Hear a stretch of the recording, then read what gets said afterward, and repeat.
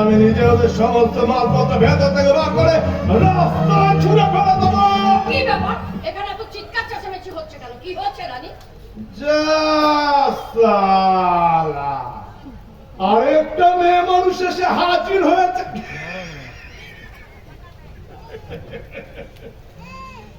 মাসিমা, তোমাদের ঘরে কোনো মরদ নেই? মাসিমা, মরদ আমার ছেলে আছে বাবা, কিন্তু সে তো এখন ঘরে নেই। কিন্তু তুমি কে বাবা? আমি কিষান, কিষান মাস্টার। কিষান? তুমি কিষান? তুমি কি চেনো নাকি মা? না মানে ঠিক।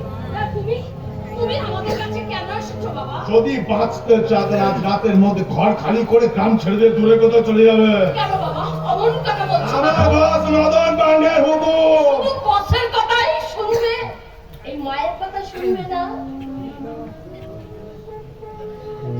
আমার মা নেই, বাবা নেই, ভাই বোন নেই, কেউ নেই, কেউ নেই। শুধু আছে আমার বস মদন পান্ডে। তার কথা সবাইকে মানতে হবে। মদন পান্ডে কোন মহাপ্রভু যে তার হুকুম মাথা পেতে মেনে নিতে হবে? এই তো সালা এত করে একটা বড় দেশে হাত। এই যে ভাই বলছি কি, মাথা ঠান্ডা করে ওদেরকে ঘর থেকে নিয়ে বেরিয়ে যাও। আমি সারা বেকার খুন জখমের ঝামেলা বাড়াতে চাই না। তুই কোথায় এসেছিস মস্তানি করতে? এখানে আমি তোকে পুঁতে রেখে দেবো। যা, ভাগ সালা, ভাগ, ভাগ। দাদা মাথা কাট করছিস কেন তুই?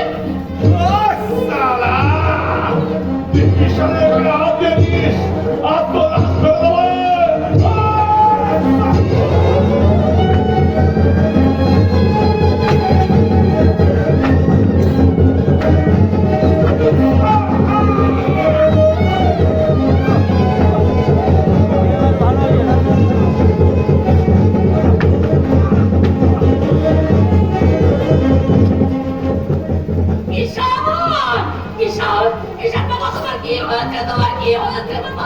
কি আবার হবে?